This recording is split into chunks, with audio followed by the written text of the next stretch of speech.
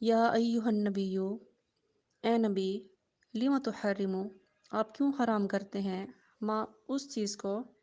احل اللہ لکا، جس کو اللہ نے آپ کے لیے حلال کیا ہے، تبتغی، کہ آپ خوشنودی چاہتے ہیں یعنی رضا چاہتے ہیں، یا تلاش کرتے ہیں، تبتغی آپ تلاش کرتے ہیں، مرضات ازواجی کا اپنی بیویوں کی خوشنودی، واللہ غفور الرحیم، اور اللہ تعالیٰ بخشنے والا مہربان ہے۔ قد فرض اللہ لکم، تحقیق اللہ تعالیٰ نے مقرر فرما دیا ہے تمہارے لیے، تحلت ایمانکم، قسموں کا کھولنا، واللہ مولاکم، اور اللہ تمہارا مولا ہے، وہو العلیم الحکیم، اور وہ جاننے والا اور حکمت والا ہے۔ وَإِذْ أَسَرَّ النَّبِيُّ، اور جب نبی نے راز کی بات بتائی، اِلیٰ بَعْضِ أَزْوَاجِهِ، اپنی ایک بیوی سے، حدیثاً کوئی بات، فَلَمَّا نَبَأَتْ بِهِ، پس جب وہ بات بتا دی اس بیوی نے یعنی دوسری بیوی کو، وَأَظْهَرَ اللَّهُ عَلَيْهِ، اور اللہ نے ظاہر کر دی وہ بات علیہ یعنی نبی پر، یعنی آپ صلی اللہ علیہ وسلم پر، عرف بعضه، تو نبی نے کچھ بات تو بتا دی یعنی اس بیوی کو، وَأَعْرَضَ عَنْ بَعْضٍ، اور کچھ بات سے اعراض کیا یعنی چھپا لیا، فَلَمَّا نَبَّأَهَا بِهِ، پس جب آپ صلی اللہ علیہ وسلم نے وہ بات اس بیوی کو بتا دی، قالت، تو وہ کہنے لگی، من انباک ھذا، کہ آپ کو اس کی خبر کس نے دی ہے، قال، تو آپ نے فرمایا، نبأنی، کہ مجھے خبر دیا العلیم الخبیر، جاننے والے اور خبر رکھنے والے نے۔ جزاک اللہ۔ ربی اشرح لی صدری ویسر لی امری، ان تتوبا، کہ اگر تم توبہ کرو، کیونکہ پیچھے گزر چکا ہے نا کہ آپ صلی اللہ علیہ وسلم کی دو ازواج مطہرات نے آپس میں مشورہ کیا تھا، تو وہی نازل ہوئی تھی، تو وہی جاری ہے دوسرا حصہ اس کا، سورۃ تحریم کا۔ تو پھر اللہ تعالیٰ فرما رہے ہیں کہ ان تتوبہ، کہ یعنی دونوں بیویوں کو مخاطب کر کے فرما رہے ہیں کہ اگر تم توبہ کرو،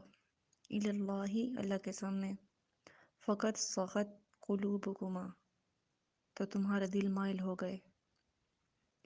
وَإِن تظاہر علیہ،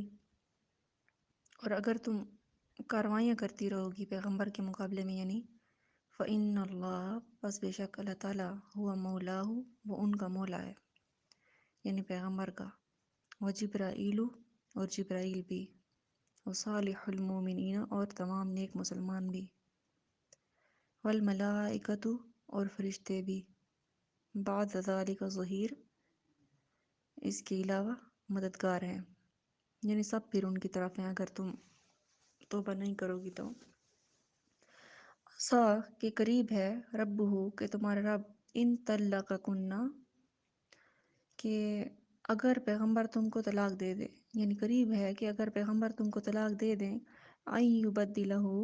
ازواجا خیرا، تو تمہارے بدلے میں ان کو تم سے بھی اچھی بیویاں دے دے گا، مسلمات، جو اسلام والی ہوں گی، مومنات، ایمان والی ہوں گی، قانتات،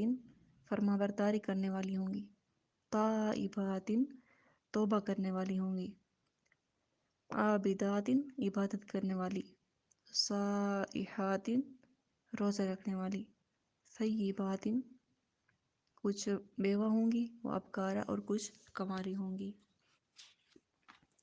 یا ایھا الذین آمنو، کہ اے ایمان والو، قو انفسکم، کہ بچاؤ اپنی جانوں کو، واہلیکم، اور اپنے گھر والوں کو، نارم، آگ سے، وقودھا الناس، جس کا ایندھن ہے انسان، والحجارۃ، اور پتھر ہیں، علیہا، اس پر، ملائکۃ، فرشتے مقرر ہیں، غلاظ شداد، جو سخت مزاج ہیں، لا یعصون اللہ، کہ نہیں نافرمانی کرتے اللہ کی، ما امرہم، جن کا انہیں وہ حکم دیتا ہے، ویفعلون، اور وہ وہی کرتے ہیں، ما یؤمرون، جس کا انہیں حکم دیا جاتا ہے۔ یا ایھا الذین کفروا، کہ اے کافرو، لا تعتذروا اليوم، کہ آج کے دن عذر بیان نہ کرو، انما تجزون، کہ بے شک تمہیں بدلہ دیا جائے گا، ما کنتم تعملون، جو تم کیا کرتے تھے۔ جزاک اللہ۔ بسم اللہ الرحمن الرحیم۔ تو یہ دو آیتوں کا ترجمہ ہے۔ پہلی آیت میں حضرت حفصہ رضی اللہ تعالیٰ عنہ اور حضرت عائشہ رضی اللہ تعالیٰ عنہ کو توبہ کی طرف متوجہ فرمایا۔ ارشاد فرمایا کہ اگر تم اللہ کی بارگاہ میں توبہ کر لو تو یہ تمہارے لیے بہتر ہے، کیونکہ تمہارے دل صحیح راستے سے ہٹ گئے تھے، تو تمہاری باتوں سے متاثر ہو کر آپ صلی اللہ علیہ وسلم نے شہد پینے اور اپنی باندی سے نفع اٹھانے سے اجتناب کر لیا تھا، تو اس کے بارے میں قسم کھا لی تھی، حالانکہ آپ کو یہ چیزیں پسند تھیں۔ تو ان باتوں سے جو آپ صلی اللہ علیہ وسلم کو تکلیف پہنچی، اس کی وجہ سے اللہ تعالیٰ نے توبہ کرنے کی طرف متوجہ فرمایا۔ اور دوسری آیت میں آپ کے ازواج مطہرات سے خطاب کرتے ہوئے فرمایا کہ اگر نبی کریم صلی اللہ علیہ وسلم تم کو طلاق دے دیں تو ان کا پروردگار عنقریب تمہارے بدلے میں تم سے اچھی عورتیں ان کو عطا فرما دے گا۔ تو کہتے ہیں کہ پھر ایسا واقعہ پیش نہیں آیا، نہ آپ صلی اللہ علیہ وسلم نے ان کو طلاق دی اور نہ ان کے بدلے دوسری بیویاں عطا کی گئیں، یعنی وہ متنبع ہو گئی تھی پہلی بیویاں۔ تو مزید یہ فرمایا کہ اگر تم دونوں آپس میں کسی ایسے کام پر ایک دوسرے کی مدد کرتی رہو گی جس سے آپ صلی اللہ علیہ وسلم کو تکلیف پہنچ سکتی ہو، تو آپ صلی اللہ علیہ وسلم کو اس سے ضرر نہیں پہنچے گا، کیونکہ اللہ تعالیٰ ان کا مولا ہے، جبرائیل بھی اور مومنین بھی اور فرشتے بھی ان کے مددگار ہیں۔ تو جس کے ساتھ اللہ تعالیٰ کی مدد ہو اور فرشتوں کی، خاص کر جبرائیل علیہ السلام کی اور سارے مومنین کی مدد ہو، اسے تمہارے مشورے کیا نقصان دے سکتے ہیں۔ تو ایک واقعہ یہ بھی ہے کہ آپ صلی اللہ علیہ وسلم نے ایک مرتبہ ناراض ہو کر ایک ماہ کا ایلا کر لیا تھا۔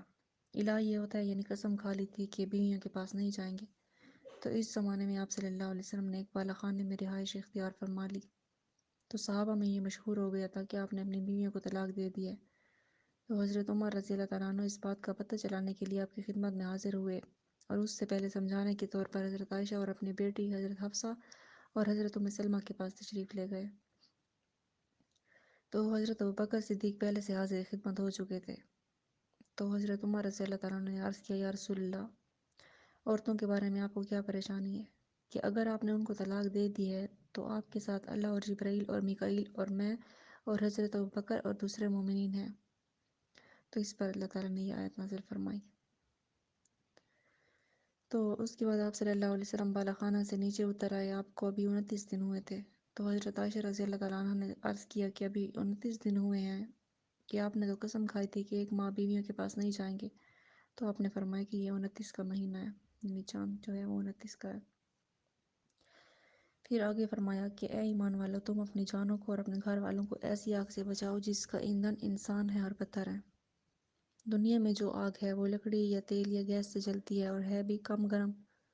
اور دوزخ کی آگ کا ایندھن انسان اور پتھر ہے، اور وہ آگ بہت زیادہ گرم بھی ہے۔ حدیث شریف میں آتا ہے کہ دوزخ کی آگ دنیا کی آگ سے 69 درجہ زیادہ گرم ہے۔ ایسی آگ سے بچنا اور اپنے گھر والوں کو بچانا عقل کے اعتبار سے بھی ضروری ہے، اور یہ بچنا اس طرح ہوگا کہ اللہ تعالیٰ کی نافرمانی سے خود بھی بچیں اور اپنے گھر والوں کو بھی بچائیں، انہیں دینی احکام سکھائیں اور ان پر عمل کرائیں۔ دنیا میں کھانے پہنانے کے لیے اپنے اہل و عیال کے لیے انتظام تو کرتے ہیں، لیکن دوزخ کی آگ سے بچانے کا اہتمام نہیں کیا جاتا، اس میں عموماً غفلت برتی جاتی ہے۔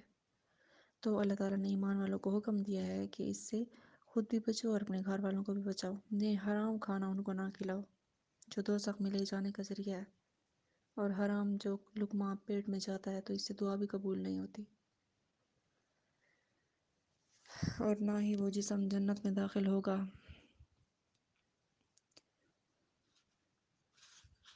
تو اس کے بعد فرمایا کہ دوزخ پر جو فرشتے مقرر ہیں ان کے بارے میں فرمایا کہ وہ سخت مزاج ہیں، بہت زیادہ مضبوط ہیں، کہ اللہ کی طرف سے انہیں جو حکم ملتا ہے اس کی نافرمانی نہیں کرتے۔ یعنی اس میں یہ بتا دیا کہ کوئی بھی دوزخی ان فرشتوں سے جان چھڑا کر دوزخ کا دروازہ کھول کر یا دیواروں کو پھاند کر نہیں جا سکتا، جو بھی ان کو حکم ہوا ہے وہ وہی پورا کرتے ہیں۔ اور پھر اہل ایمان کو فرمایا کہ توبہ کرو، یعنی ان کے توبہ کے بارے میں فرمایا کہ جو توبہ کرے گا تو ان کو اللہ تعالیٰ جنت کے باغات میں داخل فرمائے گا۔